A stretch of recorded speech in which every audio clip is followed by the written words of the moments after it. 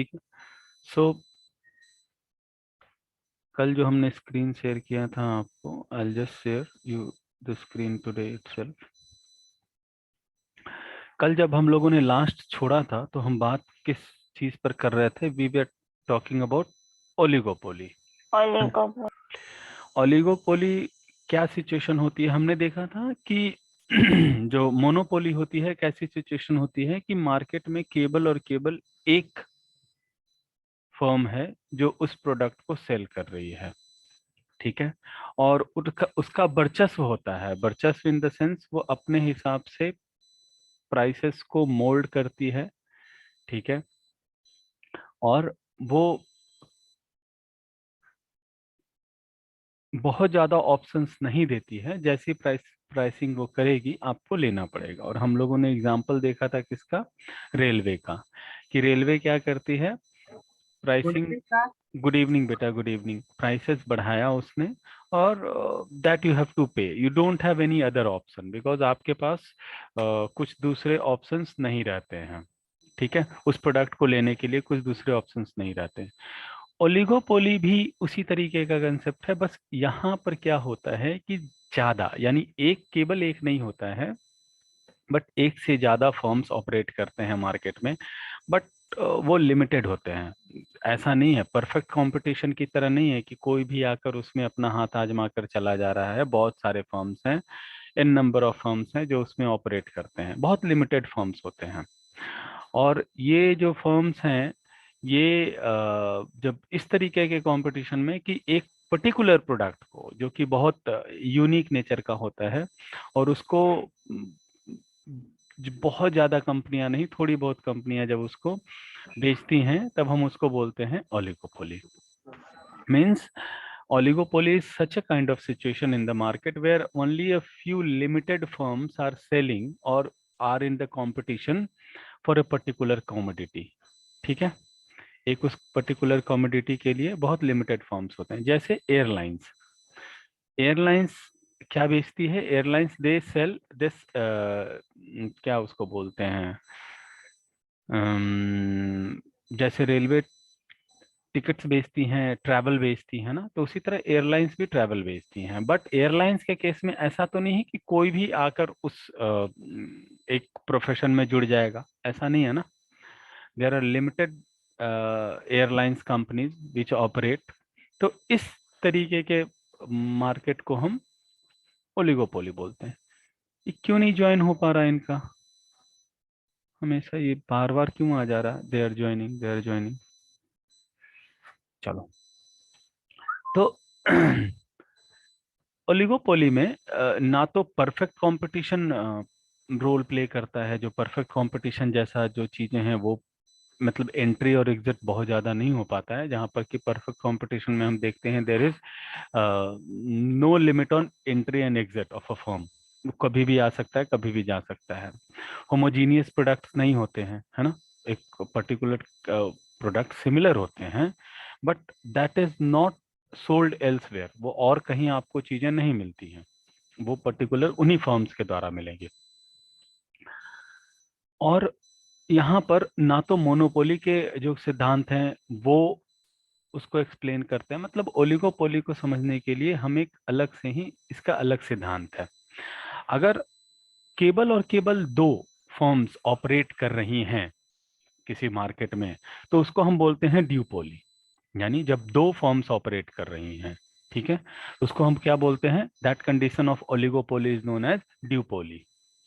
Oligopoly में एक से ज्यादा फर्म्स होंगे, लेकिन अगर केवल और केवल दो फर्म्स हैं, then that market situation is known as duopoly. और एक साइंटिस्ट थे जिनका नाम था एंटोनी कुर्नॉट, जिन्होंने कुर्नॉट मॉडल दिया था ड्यूपोली का। तो उन्होंने यही बोला था कि इस कंडीशन में मार्केट में केवल दो ही लोग होंगे। There would be only two people, two companies in the in the market who would be selling that product.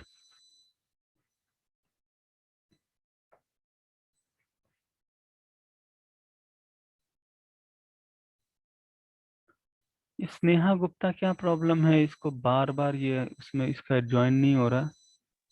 Network problem होगा सर, बाहर अंदर कर रही है। नेटवर्क प्रॉब्लम है सर। चलिए जाने दीजिए, ठीक है। तो वहां पर क्या बोला कि और ये दोनों, जैसे ड्यूपोली का जो मॉडल है, ड्यूपोली का जो मॉडल है वो ओलिगोपोली का ही एक कंसेप्ट है, यानी ओलिगोपोली की ही तरह होता है, बट उसमें केवल ये होता है कि केवल दो ऑर्गेनाइजेशन उस प्रोडक्ट को बेच रहे हैं। दोनों प्रोडक्ट सिमिलर होगा, दोनों एक जैसा प्रोडक्ट होगा। फॉर एग्जाम्पल फेसबुक है, ठीक है, या इंस्टेंट मैसेजिंग का आप एग्जाम्पल ले लीजिए, ट्विटर है और इंस्टाग्राम है, ठीक है। तो ऑल्दो वो क्या करते हैं, वो ओलिगोपोली का कंडीशन नहीं है, कुछ और भी देते बेचते हैं।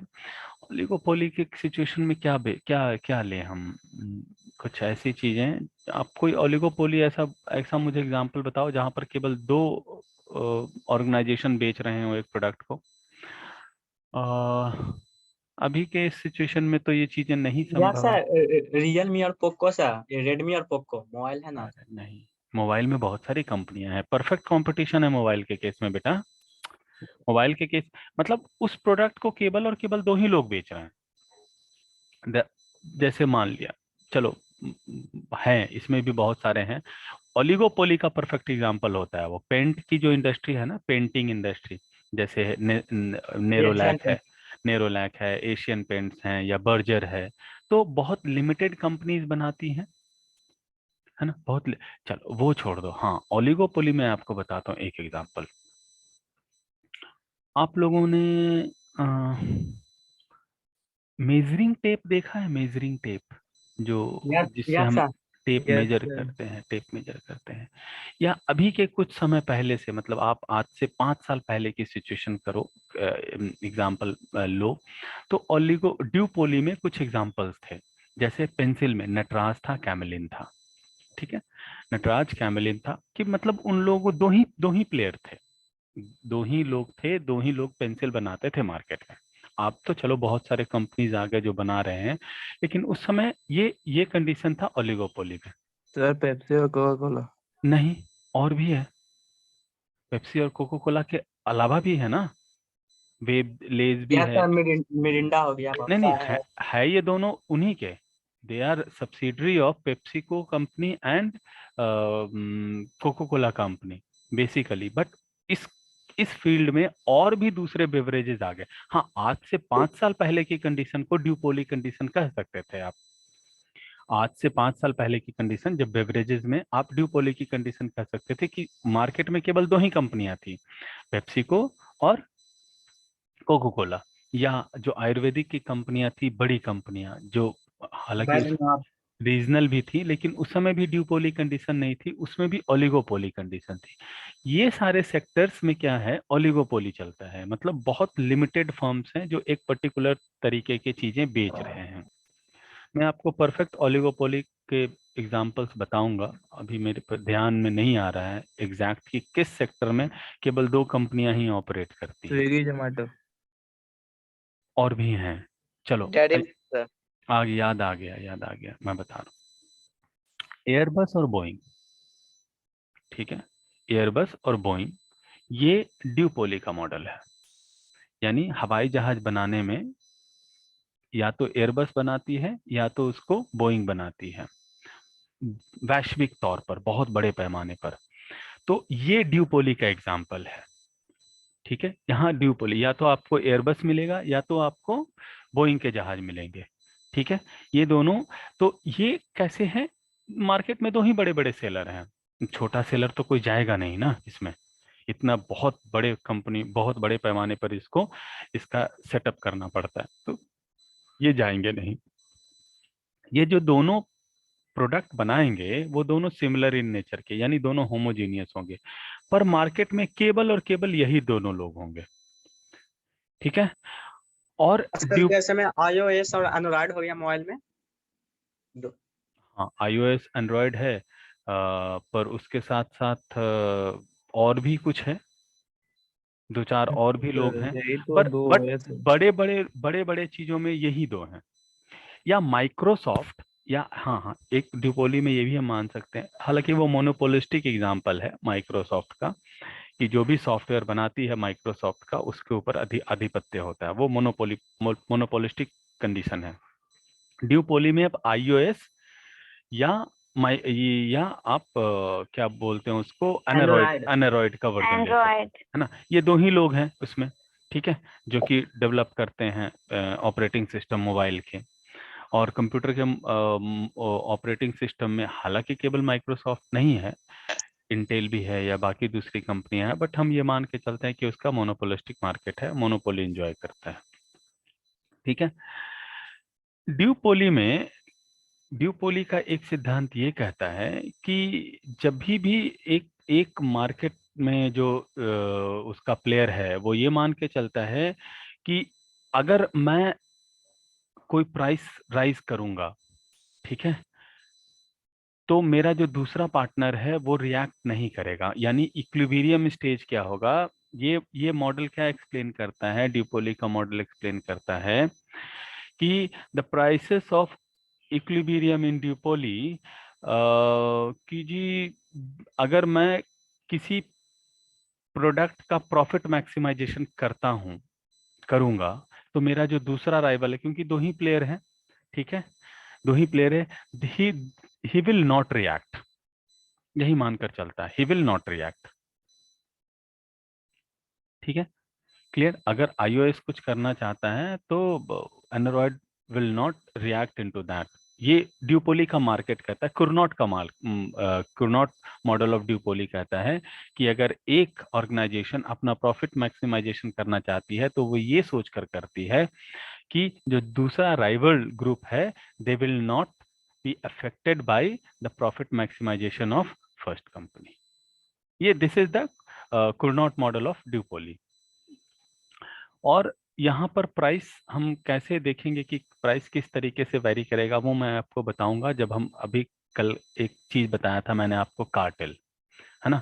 उसमें मैं एक और सिद्धांत बताऊंगा कि दोनों कंपनियां आपस में मिलकर, दोनों जो कंपनीज होती हैं वो आपस में मिलकर समझौता कर लेती हैं किसी तरीके से कि भाई हमें मार्केट में हम दो ही लोग हैं, हम चाहें तो आपस में मिलकर इस तरीके से व्यवहार करें कि प्राइसेस बढ़ा सकते हैं। कंपटीशन है नहीं, जैसा मन करता उन लोगों का उस तरीके से करते हैं, ठीक। तो ये परफेक्ट, ये जब दो ही प्लेयर होंगे। बट ओलिगोपोली का कंसेप्ट है कि दो से ज्यादा जब फर्म्स एक ही प्रोडक्ट के उसमें ऑपरेट करती हैं तो उसको हम ओलिगोपोली बोलते हैं, ठीक है, यानी बहुत लिमिटेड नंबर ऑफ फर्म्स उसमें ऑपरेट करती हैं। ड्यूपोली में केवल दो ही फर्म्स ऑपरेट करेंगी, मोनोपोली में केवल सिंगल फर्म्स ऑपरेट करेंगी, ओलिगोपोली में दो से ज्यादा बट लिमिटेड नंबर होगा। परफेक्ट कंपटीशन में there would be n number of और firms which would be operating in the same products। Clear है? Yes, sir. तो what are the characteristic of oligopoly, कहता है कि जी under oligopoly the number of competing firms being small, each firm control an important proportion of total industry supply. मतलब वो आपस में बांट लेते हैं, दो बहुत कम लोग होते हैं ना। अब बोइंग के जहाज और या एयरबस के जहाज, वो उनका मार्केट शेयर है, एक का मार्केट शेयर अगर 37% है तो दूसरे का मार्केट शेयर 47% होगा, है ना। और एक राइवल ग्रुप के प्राइस या आउटपुट के चेंज होने से दूसरे राइवल ग्रुप के ऊपर कोई बहुत विशेष अंतर नहीं पड़ेगा, ठीक है, there would be no noticeable change, ठीक है, due to the change of price of one firm, ठीक है, क्लियर। अगर एक कोई फर्म चेंज करता है तो उससे दूसरे फर्म को बहुत ज्यादा प्रभाव नहीं पड़ेगा, they will also enjoy the same kind of market share till the moment, 250 जब तक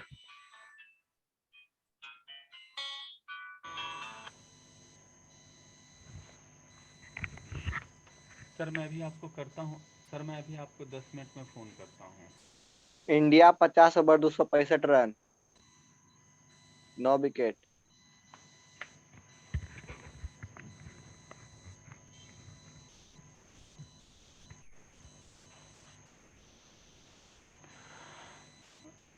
मैं बता रहा था कि अगर ओलिगोपोली में एक फर्म अपने मार्केट प्राइस को शेयर करता है तो उसका बहुत ज़्यादा असर दूसरे फर्म के ऊपर नहीं पड़ता है।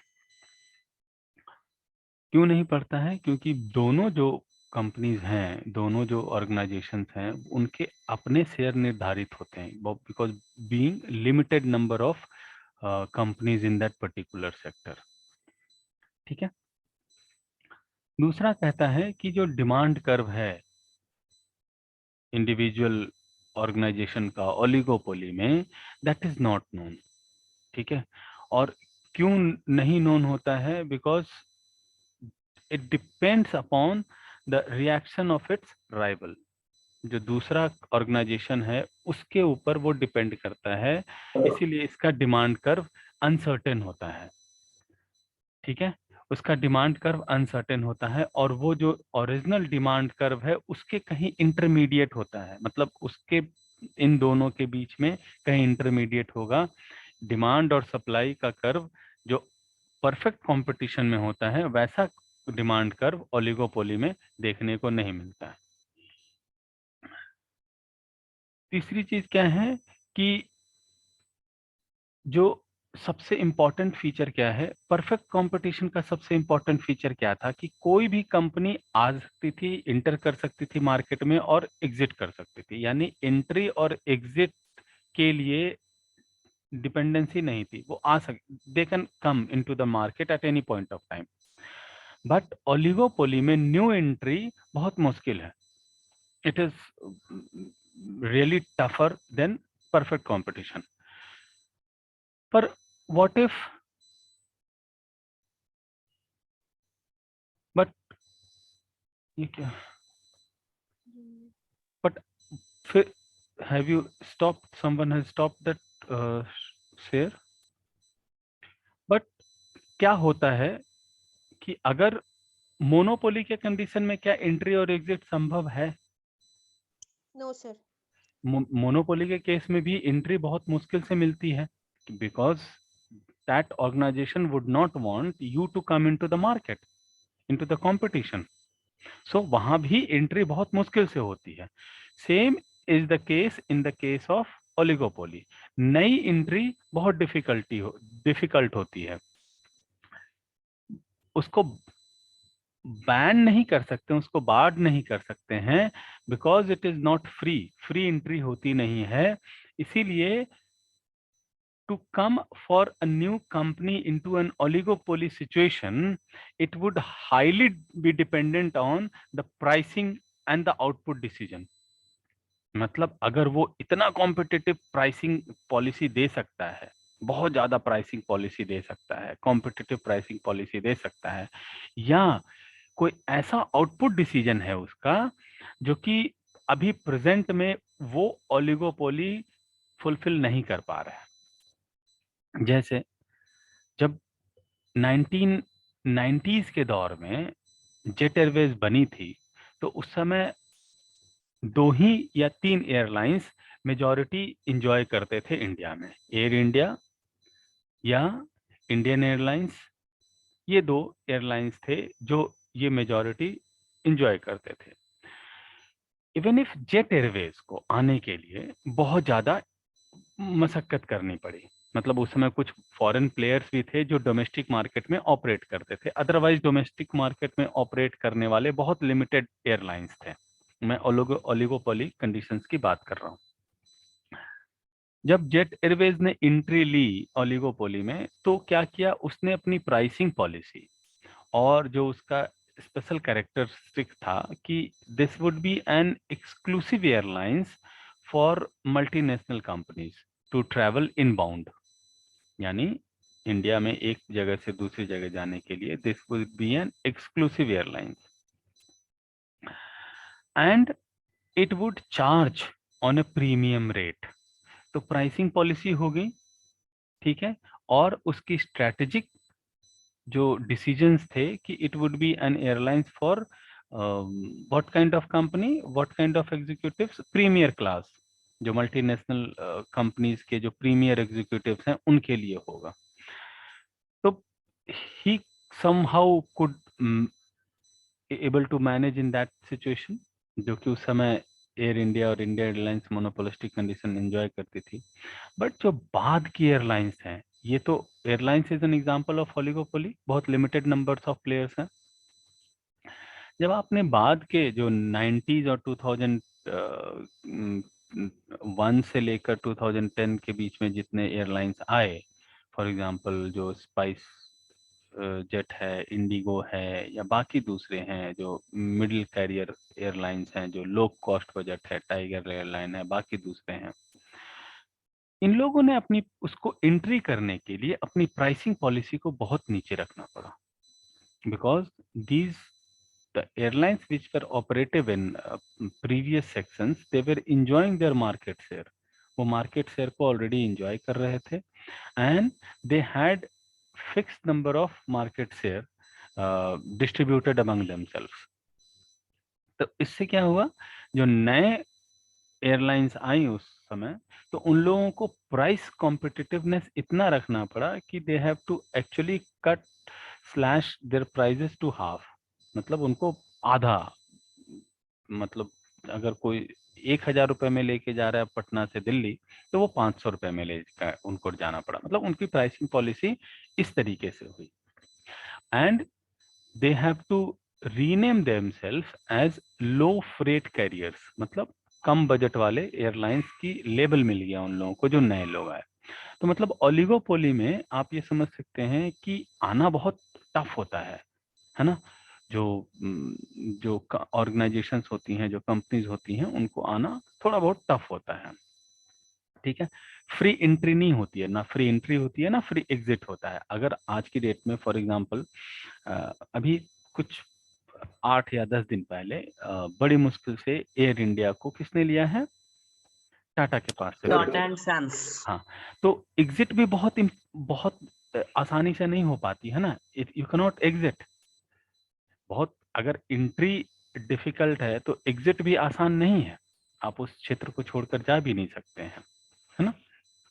तो न्यू एंट्रेंट्स की एंट्री डिफिकल्ट होती है ओलिगोपोली के केस में, ठीक है।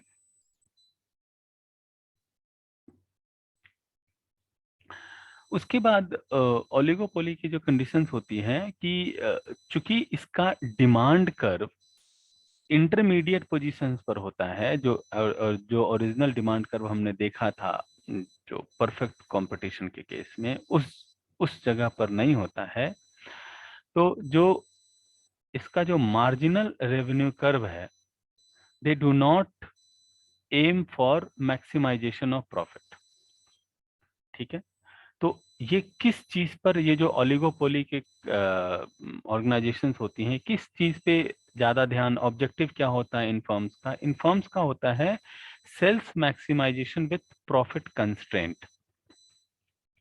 ठीक है, एंड लॉन्ग रन सस्टेनेबिलिटी, यानी they operate in long run sustainability, and इनका होता है सेल्स मैक्सिमाइजेशन।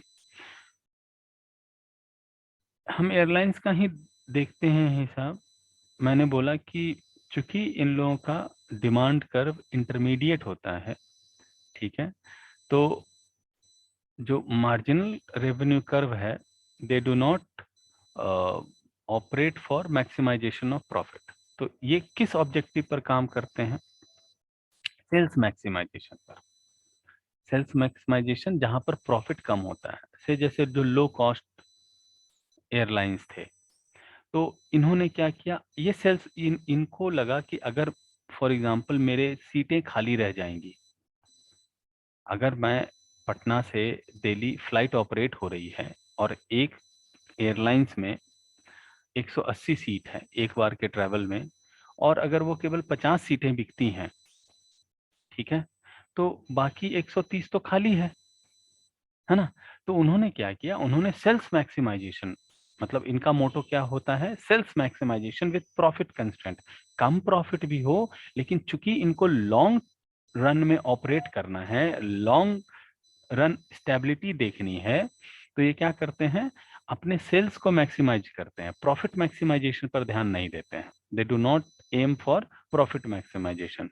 तो what do they aim for, they aim for sales maximisation. यानी ज्यादा बिके, है ना। प्रॉफिट का जो मार्जिन ऑफ प्रॉफिट होता है दैट इज नॉट मैक्सिमाइज्ड, ठीक है। दे गो फॉर, उनकी जो सस्टेनेबिलिटी होती है या उनकी जो स्टेबिलिटी होती है that is for the long run. They do not operate short run में, वो काम नहीं करते हैं। They opt for long run stability. They work under the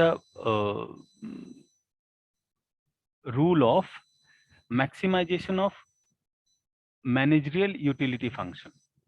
managerial utility functions के मैक्सिमाइजेशन के आधार पर काम करते हैं। वो मार्जिनल रेवेन्यू कर्व के मैक्सिमाइजेशन के आधार पर काम नहीं करते हैं, ठीक है। जो ओलिगोपोली ऑर्गेनाइजेशंस होते हैं दे लिमिट या वो रिस्ट्रिक्ट करते हैं किसी नए ऑर्गेनाइजेशन को उस फील्ड में आने से। They do not want new players to come into their field. कोई एयरलाइंस कंपनी नहीं चाहती है या कोई पेंट की कंपनी नहीं चाहती है कि एक नया पेंट का कंपनी खड़ा हो जाए। या आप लोगों ने एक ओलिगोपोली का एक और इंडस्ट्री का एग्जांपल है, आप लोगों ने वॉशरूम के जो वॉश बेसिन्स होते हैं उनको देखा है? यस सर, उसमें बहुत लिमिटेड कंपनीज हैं। यस सर, जैसे पायरी बियर हो गया। हाँ, जैसे कुछ इंडियन कंपनीज जो हैं बहुत लिमिटेड हैं। मेनली जो कंपनीज हैं they are from outside India. Indian company बहुत कम है, जैसे CER शेरा है, पैरी बेयर है, या Shiva. local. I'm not talking about local, I'm talking about pan India level. I'm talking about pan India level. So there are very limited number of companies which operate into these kind of bathroom fittings, ठीक है। They never want any new entry to come into this market. वो बहुत restrict करते हैं, उसको आने नहीं देते हैं। आप जब भी कोई नई और नए इस तरीके से जाएंगे तो आप देखेंगे आपको बहुत रिस्ट्रिक्ट किया जाएगा। जो उसके डिस्ट्रीब्यूटर पार्टनर्स हैं, जो उसके चैनल पार्टनर्स हैं, आपका माल नहीं खरीदेंगे, ठीक है। तो इस तरीके से इस सारी चीजों को रिस्ट्रिक्ट किया जाता है। They do not want a new player to come. अब देखो, परफेक्ट कंपटीशन के केस में जो प्रोडक्ट्स होते हैं उन प्रोडक्ट्स को बहुत सारे लोग बना सकते हैं। पहले मुझे याद है, अभी जैसे हम लोग देखते हैं ना, हिंदुस्तान यूनिलीवर लिमिटेड आ गया, या फिर बाकी बड़ी बड़ी कंपनियां, कॉलगेट पामोलिव हैं या गोदरेज है, ठीक है, विप्रो भी है। विप्रो का काम भी यही था। विप्रो पहले क्या करती थी, विप्रो वेजिटेबल ऑयल बनाती थी और उस वेजिटेबल ऑयल के रेसिड्यू से वो साबुन बनाती थी, ठीक है। Yes sir. तो ये जो परफेक्ट कंपटीशन के जो प्रोडक्ट्स होते हैं ना, उनको बहुत सारे लोग बना सकते हैं, उनमें बहुत ज़्यादा कॉस्ट इन्वॉल्व नहीं होता है। बट जो ओलिगोपोली का जो मार्केट स्ट्रक्चर ऐसा होता है कि इसके जो प्रोडक्ट होते हैं वो एक्सक्लूसिव प्रोडक्ट्स होते हैं, बड़े बड़े प्रोडक्ट्स होते हैं। उनको स्टेब्लिश करने में बहुत ज़्यादा चीज़ें, बहुत ज़्यादा कैपिटल की ज़रूरत होती है और उसमें जगह की बहुत ज़्यादा ज़रूरत होती है। तो इसमें प्लेयर्स बड़े लिमिटेड होते हैं। चलो, आज के समय में तो रीजनल साइकिल्स भी बनने लग गई, ठीक है। बट एक समय था कि साइकिल इंडस्ट्री भी ओलिगोपोली होती थी। यस सर, एटलस और एवन जैसे। ओलिगोपोली की कंसेप्ट था वहां पर। उनमें बहुत ज़्यादा प्लेयर्स नहीं थे, बहुत ज़्यादा कंपनियां नहीं थी, बहुत लिमिटेड कंपनियां थी उसमें। ओलिगोपोली मार्केट का एक फीचर ये भी है कि ये, मैंने बताया कि प्रॉफिट मैक्सिमाइजर नहीं होती है ना। ये यस सेल्स सर। मैक्सिमाइजेशन पे ध्यान देती है। This kind of firms are sacrificers, known as सैक्रिफाइजर्स।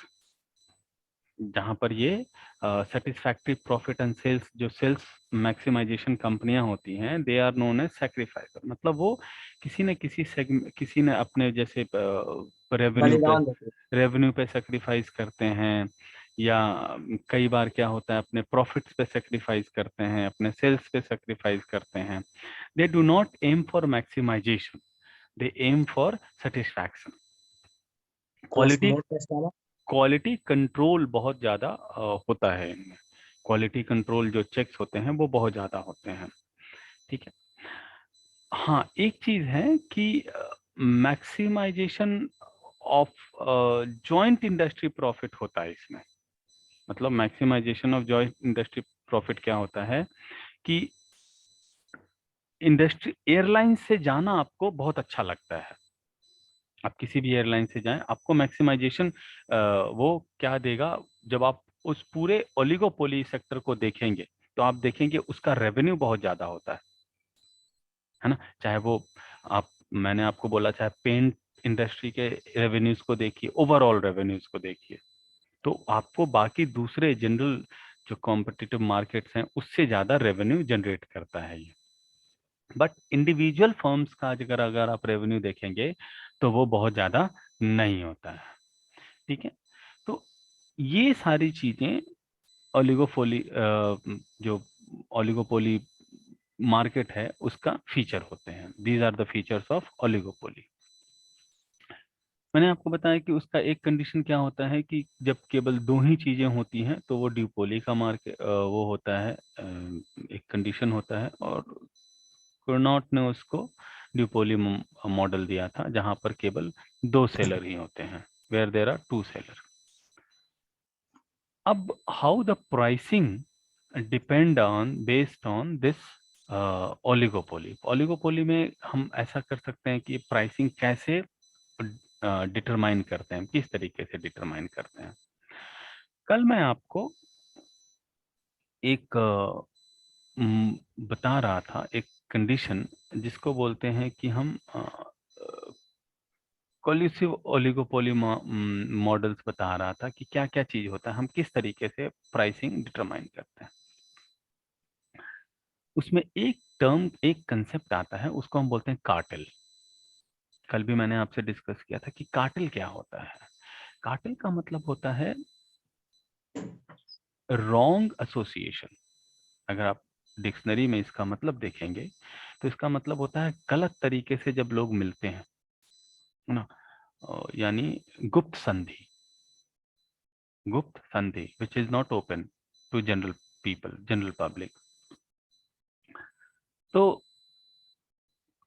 Price determination में कार्टेल एक ऐसा सिचुएशन होता है, और ये ओलिगोपोली मॉडल में होता है, ओलिगोपोली काइंड ऑफ मार्केट में होता है, जहां पर दो या दो से ज्यादा ओलिगोपोली ऑर्गेनाइजेशंस ये आपस में गुप्त संधि करके प्राइस को कंट्रोल करते हैं, प्राइसिंग कंट्रोल करते हैं। ठीक है। दो कंपनियों के बीच में गुप्त संधि हो गई, एयरलाइंस की दो कंपनियों के बीच में गुप्त संधि हो गई कि मैंने एक सेक्टर का प्राइस बढ़ाना है। तो जो बाकी के मेंबर्स होंगे या जो दूसरे फर्म्स हैं उनको मानना पड़ेगा। ठीक है। और ये क्यों करते हैं? अपने प्रॉफिट्स को बढ़ाने के लिए, in order to maximise the profit. ठीक है। एक परफेक्ट कार्टेल का सिचुएशन क्या होता है कि परफेक्ट कार्टेल होता है कि जहां पर एक्सट्रीम फॉर्म ऑफ कोलिजन, मतलब दोनों एक दूसरे के साथ जुड़ गए और दोनों ने बोला कि कोई बात नहीं, हम मिलकर काम करेंगे, है ना। अब उनके बीच में राइवलरी नहीं रह गई। अब जेट एयरवेज और एयर इंडिया ने कहा कि क्या हम एक काम करते हैं, हम दोनों मिल जाते हैं और हमने दोनों प्राइस, मैं जितना प्राइसिंग रखूंगा तुम भी उतना ही प्राइसिंग रखना, या तो कस्टमर आपके पास आएंगे नहीं तो मेरे पास आएंगे, है ना। तो a perfect cartel is a situation in which both the members agree to abide by the instructions, ठीक है, in order to maximize their joint profits। ठीक है। और वो प्रॉफिट्स दोनों के बीच में डिवाइड होता है जैसा दोनों ने एक दूसरे के साथ समझौता किया है। ठीक है। और ये दोनों गुप्त रूप से संधि कर लेते हैं कि हमें किसी चीज का प्राइस बढ़ा देना है, और तब वो दोनों एक दूसरे के साथ ऑपरेट करते हैं। और ये इससे ये this sometimes it may come in open, but general क्या होता है, in general this is a secret agreement, दोनों के बीच में सीक्रेट एग्रीमेंट है। फॉर एग्जाम्पल, आप क्लास के दो लोग हैं, ठीक है, दोनों टॉप करते हैं, दो हैं से एक एक्स है, एक्स बी है और दोनों टॉप करते हैं। एक पहला आता है, एक दूसरा आता है। अब इन दोनों ने बोला कि देखो हम लोग कभी तुम पहले आते हो, कभी मैं सेकंड आता हूँ, ऐसा करते हैं हम दोनों फर्स्ट आते हैं।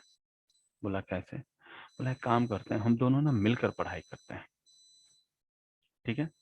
और एग्जाम में अगर कोई क्वेश्चन मुझे नहीं आया तो मैं तुम्हें बता दूंगा, तुम्हें नहीं आया तो मुझे बता देना। तो हम क्या होगा, एक जैसा आंसर लिखेंगे तो हम दोनों टॉप आ जाएंगे, दोनों एक ही पोजीशन पर आ जाएंगे। तो ये दोनों के बीच में क्या संधि हो गई? गुप्त संधि हो गई। इस तरीके की चीजें जब होंगी तो उसको हम क्या बोलेंगे? कार्टेल, है ना? गुप्त संधि करके दोनों ने आपस में रहा। अब कोई टॉप कर ही नहीं सकता है, एक दिमाग से ज्यादा दो दिमाग लग गया ना। तो अब कोई तीसरा सोचेगा कि मुझे टॉप करना है। अब उसको तो पता ही नहीं, किसी जो पहले एक जो थर्ड नंबर का था उसने बड़ी मेहनत करी इस बार, उसने सोचा कि मैं टॉप कर जाऊंगा, पर उसको क्या पता था कि पहले और दूसरे ने गुप्त संधि कर रखी है, ये बेचारा कभी टॉप नहीं आ सकता, ये जाएगा तो सेकंड आएगा, है ना? तो जब इस तरीके के सीक्रेट एग्रीमेंट्स होते हैं तो उसको हम क्या बोलते हैं? कार्टेल, ठीक है? अब एक होता है दूसरा चीज है प्राइस लीडरशिप। प्राइस लीडरशिप काट जो ओलिगोपोली मॉडल्स हैं, ओलिगोपोली ऑर्गेनाइजेशन से, उसमें एक और व्यवस्था है जहां पर दोनों में से कोई एक ऑर्गेनाइजेशन, इस कार्टेल में क्या था, दोनों ने मिल बैठकर समझौता कर लिया, दोनों ने मिल बैठ के समझौता कर लिया कि ठीक है, दोनों आपस में बैठे, एक टेबल पर बैठे, दोनों ने बोला कि मैं, दोनों ने आपस में मिला और एक प्राइस पर समझौता हो गया। पर प्राइस लीडरशिप क्या होता है? प्राइस लीडरशिप होता है जहां पर दोनों में से कोई एक कंपनी एक डेफिनेट प्राइस को निर्धारित कर देती है और दूसरा उसको फॉलो करता है। अब सवाल उठता है कि कौन कंपनी प्राइस निर्धारित करेगी? डिपेंड करता है कि which company would do that price determination. तो जाहिर सी बात है, जिसका मार्केट शेयर कम होगा, सॉरी, जिसका मार्केट शेयर ज्यादा होगा वो प्राइस निर्धारित करेगी, और जिसका मार्केट शेयर कम होगा वो उसको फॉलो करेगी। एज ए जनरल रूल यही होगा ना, कि जो ज्यादा मार्केट शेयर है जिसका ओलिगोपोली सिचुएशन में, वो उस प्राइस को डिटरमाइन करेगी, और जो बाकी दूसरी कंपनियां हैं जो उससे कम मार्केट शेयर पर हैं वो उनको फॉलो करती है। इन जनरल केस यही होता है प्राइस लीडरशिप में, कि फॉर एग्जांपल दो या दो से ज्यादा कंपनियां ऑपरेट करती हैं एक पर्टिकुलर फील्ड में, और एक ने एक प्राइस डिटरमाइन कर दिया। फॉर एग्जांपल मोबाइल के केस में 5G आने वाला है, ठीक है? तो अब 5G आएगा तो उसमें आ रेडी गए हैं। मानते हैं हम कि चलो अभी नहीं आया, हम ये मानकर चल रहे हैं कि हम नहीं आया है 5G, ठीक है? हम नहीं आया, हम ये मान के चलते हैं कि 5G का कोई भी फोन नहीं आया है, और एक ऐसी सिचुएशन बन रही है जहां पर कंपनियां 5G लाने की सोच रही हैं, ठीक है? और ये सारे ओलिगोपोली मार्केट को एंजॉय करते हैं। तो उस केस में क्या हो जाएगा? उस केस में ये होगा कि एक कंपनी जो जिसका मार्केट शेयर ज्यादा है, चाहे वो सैमसंग हो, चाहे वो रेडमी हो, चाहे वो और भी दूसरे प्लेयर्स हों, वो एक मार्केट फिक्स करेगी और उसको देखते हुए जो दूसरे प्लेयर्स हैं उसको फॉलो करेंगे। ऐसा होगा, ऐसा ही होगा, है ना? तो जब हम इस तरीके के प्राइसिंग पॉलिसी पे देखते हैं, उसको बोलते हैं प्राइस लीडरशिप। यानी price leadership is a situation in which one firm which is operating in oligopoly market sets the price, and then the other firms in the oligopoly market, they follow it, is known as price leadership concept. Clear है? Is it clear? Yes, sir. Okay. So Yes, sir. ये दो oligopoly market में आपको देखना था, ठीक है? And this game theory is not there in your classes. So this with this we end our course for your monopoly and price determination, ठीक है? मैंने आपको कल बता दिया था मोनोपोली क्या होता है, मोनोपोली के क्या क्या कंडीशंस होते हैं। If you want to discuss we can always check once again. Monopoly एक बार डिस्कस करना है फिर से? Yes, sir. Okay. Now monopoly क्या होता है पहले ये समझिए, what is a monopoly conditions, ठीक है, ये मैं आपको ये PDF शेयर कर दूंगा, ठीक है। जो क्वेश्चंस होंगे आप इसमें से देख लेंगे कि मोनोपोली कंडीशंस में क्या होता है। नो, मैंने आपको कल बताया था कि मोनोपोली क्या होता है। What is a monopoly condition in market? Monopoly condition is that कि केवल और केवल एक फर्म एक प्रोडक्ट को बेचता है, एक पर्टिकुलर कमोडिटी को या एक पर्टिकुलर सर्विस को वो बेचता है, और उसके कंपटीशन में कोई दूसरा मार्केट नहीं होता है। There is no second player in the market in that competition. और हमने एग्जांपल क्या देखा था? रेलवे का एग्जांपल देखा था।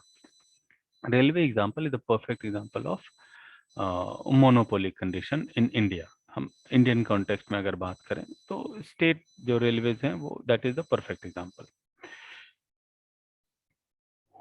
यानी एक ही ऑर्गेनाइजेशन है जो ट्रेन की सफर आप लोगों को देती है, और कोई दूसरा है? कोई दूसरा नहीं है। तो इसके केस में क्या होता है कि जो प्राइस वेरिएंट्स हैं, जो प्राइस डिटर्मिनेशन है, वो बहुत फ्लेक्सिबल होगा। वो अपनी मर्जी से कुछ भी रख देगा, आप लोगों को मानना पड़ेगा। या उसमें कुछ है, आप लोगों के पास ऑप्शन है कि आप नहीं माने? ऐसा कुछ है? नहीं है ना, आप लोगों को मानना ही पड़ेगा।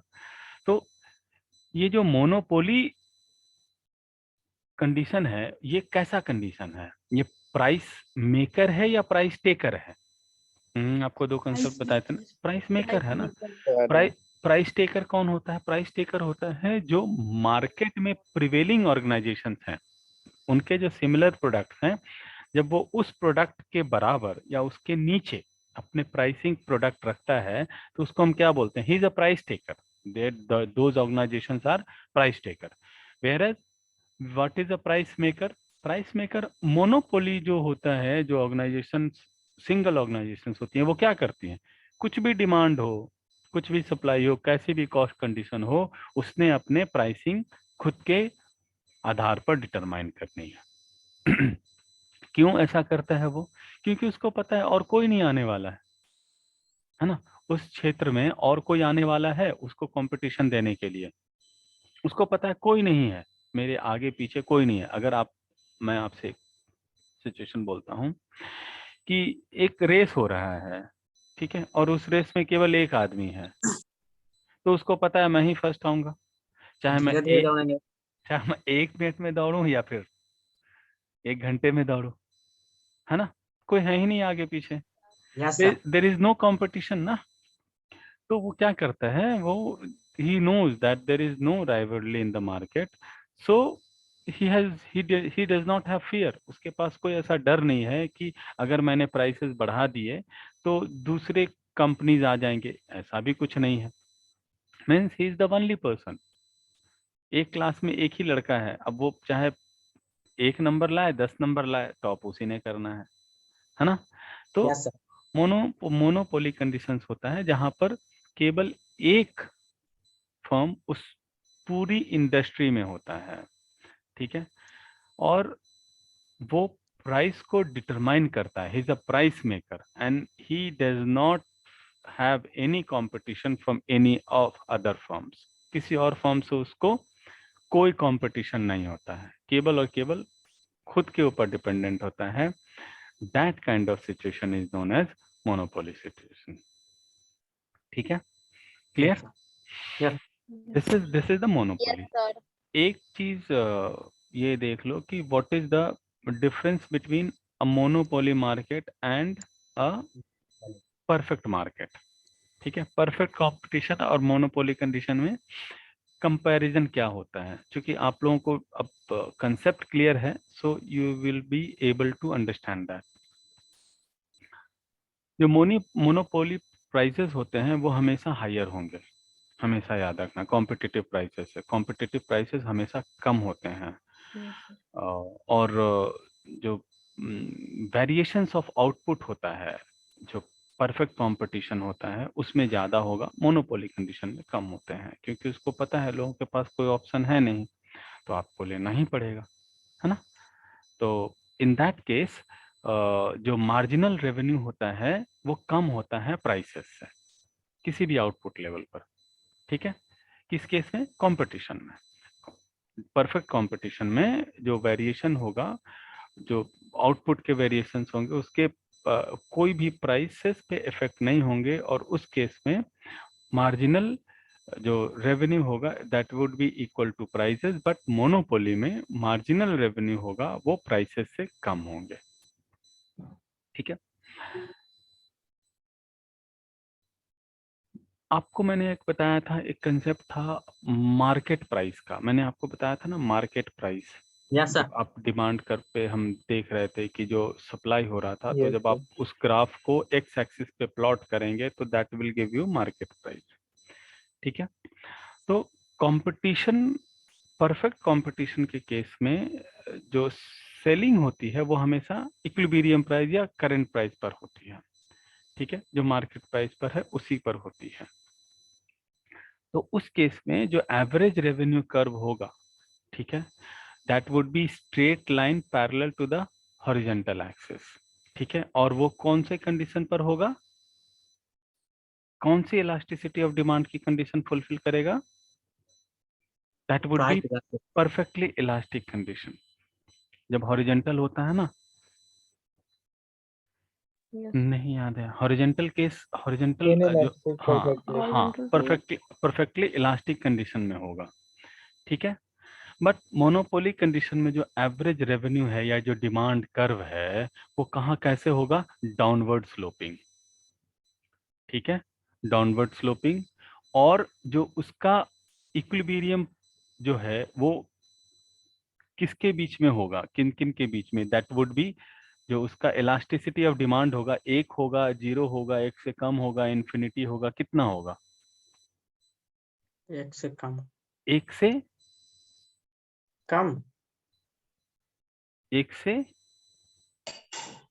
इलास्टिसिटी ऑफ एक से डिमांड ज्यादा होगा. एक से ज्यादा, एक से ज्यादा होगा बेटा, एक से ज्यादा होगा। ठीक है, ये क्या बोलता है कि कर्व डाउनवर्ड स्लोपिंग है, that is a downward sloping. ठीक है, तो इलास्टिसिटी ऑफ डिमांड जो होता है वो एक से ज्यादा होता है। ठीक है, और जो इसका इक्विलिब्रियम ऑफ प्राइस है वो किस लेवल पर आएगा, मोनोपोली में इक्विलिब्रियम ऑफ प्राइस जो है अगर वो यूनिटरी इलास्टिक हो गया, ठीक है, अगर वो यूनिटरी इलास्टिक हो गया उस केस में इसका इक्विलिब्रियम ऑफ प्राइस आएगा और मार्जिनल कॉस्ट जो है उसका जीरो पर आएगा।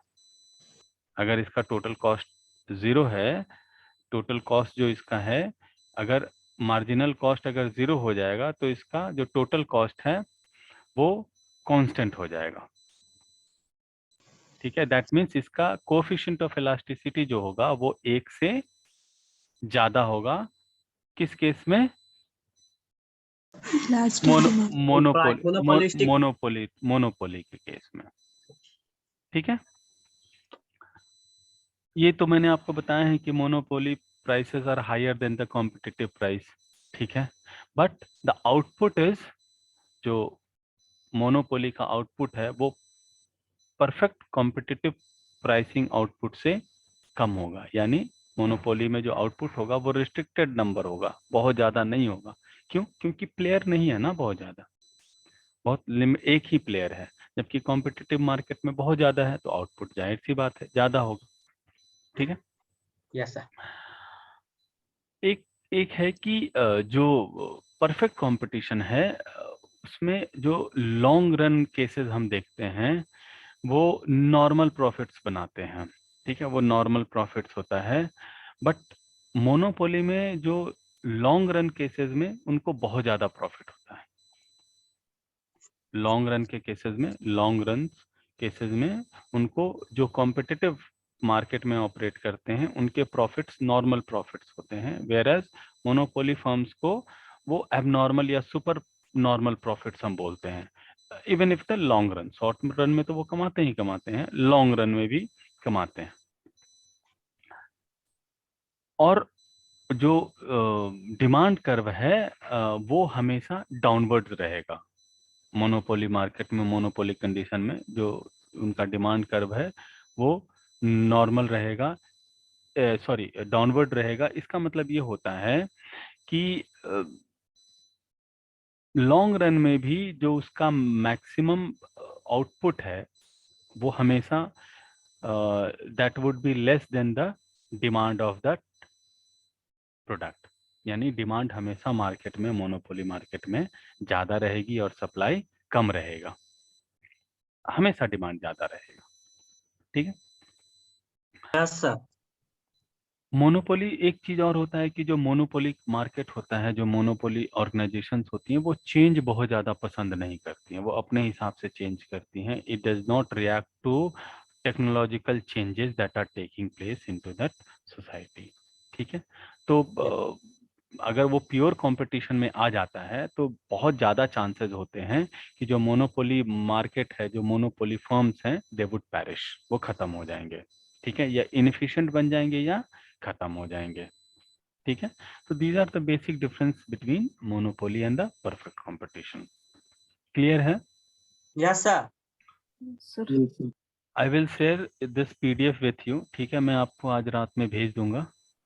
Okay sir. तो Okay, sir. ठीक है, आप लोग देख लेना इसको। बाकी अगर कुछ चीजें समझ में नहीं आएंगी तो जितनी मैंने चीजें समझाई हैं वो एक बार अगर कोई प्रॉब्लम होती है तो मुझसे पूछ लेना। ठीक है। Okay. Yes, sir. Okay. Thank you. Okay sir, thank you. क्या थैंक यू सर, क्या हुआ सर? Thank you sir.